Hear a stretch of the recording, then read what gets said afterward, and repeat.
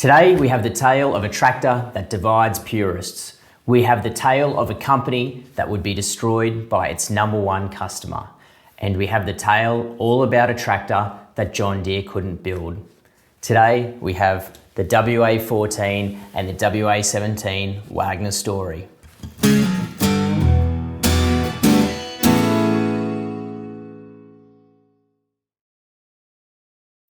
Now, one of the most rare tractors, the Wagner WA-14 and WA-17 have a very interesting story. Examples recently have changed hands for as much as $148,000 US in 2020. This is a tractor that is rarely seen, but some people don't know how important it was in the lives of two of America's big manufacturing companies. John Deere first entered the four-wheel drive market in the 1960s. It had developed the John Deere 8010. Now this tractor soon developed many issues with its transmission, and eventually all, except one, were recalled and rebirthed as 8020s. Now this tractor was not really a massive success, and only around 100 of these tractors were ever produced. It would not be until 1968 when John Deere would enter the four-wheel drive market again. This time it would be with the WA-14 and the WA-17 Wagner John Deere tractors. The WA-14 and the WA-17 are interesting for one fact in particular, and that these tractors were the first time a tractor had been built 100% by another company. These tractors were built by the Wagner Tractor Company in Portland in Oregon. Now, while they would carry the famous John Deere green paint and the famous leaping John Deere Deere, these tractors would carry two serial numbers. One indicating a Wagner build number with build details and specifications. The second would be a serial tag for John Deere. So, who were Wagner? Well, no, not that guy. In 1954, the Wagner brothers of Portland, Oregon, who had been building industrial machinery, decided to build an agricultural tractor. In 1953, they had submitted their first patent for a four-wheel drive, articulated, open station tractor. A few years later, they would rebuild another patent with a larger platform, a larger chassis, and an enclosed operator's station. In 1955, the Wagner model designations started with a TR. Their product line included the TR6, the TR9, and the TR14 tractors. These tractors produced 64, 85, and 148 horsepower respectively. The TR was short for tractor in the model designation. The Wagner had developed a very specific key feature on their four-wheel drive tractors, which they referred to as the Power Flex. This was a dual ranging system. So not only did the tractors articulate from side to side, they had dual oscillating axles, which would allow them to maintain a bigger footprint on the ground and get more effective horsepower out of each machine. Fast forward to 1961, the FWA, or Four Wheel Auto Company from Clintonville, Wisconsin, acquired Wagner. Now, as part of this acquisition, they decided to maintain their existing manufacturing plant in Portland. Therefore, the TR designation seen on earlier tractors was dropped and replaced with WA, which stood for Wagner.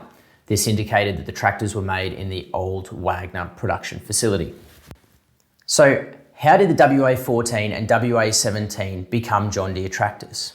Well, prior to the linking of these two companies, the Wagner or FWA Wagner Company was aware that many of their competitors were starting to make leaps and bounds in the four-wheel drive market.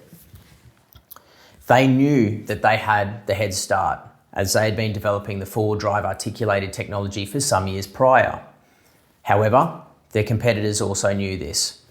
So, Wagner went on the offensive. They doubled down, stating that they were the market leaders in this space, and they went as far as to put inside their own sales literature, "Leadership cannot be copied," they would write.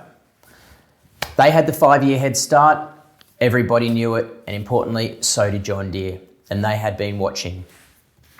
So famously, in late 1968, John Deere and Wagner finalised a contract This contract would give birth to the WA-14 and WA-17 tractors, and this contract would eventually lead to the destruction of the FWA Wagner Company as it was known. Now, Wagner had their special patents tied up, and John Deere knew this when they entered this contract. However, John Deere went in saying that they wanted 100 tractors from Wagner. But one of the clauses of this contract was that FWA Wagner had a non-compete clause written in, which meant that they could not distribute or manufacture tractors and sell to the market for 5 years. Remember, Wagner had its own established customer base. It had its own dealership network. Overnight, they were taken away in lieu of John Deere dealers being the main distributors for the WA-14 and WA-17. In 1969, as early as February, John Deere had started showing the WA-14 at field days in California. Now, what Wagner did not realise at this time was that John Deere had already started developing their own four-wheel drive tractors, the John Deere 7020 and the John Deere 7520, which would be released in 1971. So the question remains, did John Deere know that they were going to be releasing their own tractors, and by controlling Wagner, they would take away a large portion of their competitive base? We don't know that to be sure, but the timing is very coincidental. In 1970, John Deere ended its contract with Wagner. They had bought less than 60 tractors of the 100 that they stated that they would buy at the time. So, was John Deere entering this contract knowing that it was never intending to purchase the full 100? Or did John Deere simply overestimate the demand for these tractors? We don't know. What we do know is that it was a very effective contract in preventing Wagner from selling tractors for a further 3 years into that 5-year contract. This would eventually lead to the demise of the company. But what is unknown, was that contract a final Hail Mary for the Wagner company that was already struggling? What we do know is that the tractor was very expensive. We do know that some John Deere purists would never trust a tractor, no matter what its branding was, if it was not built in the Waterloo facility. And we also know that there were not that many people who need an expensive, extremely large, high horsepower tractor. Not many of the Wagners were ever sold east of the Rockies. Now, when the 7520 came out, it was 80 horsepower shy of the WA-17. It was a much smaller chassis, but most importantly, it was half the price of the WA-17 Wagner, which led to it ultimately being more successful in the market.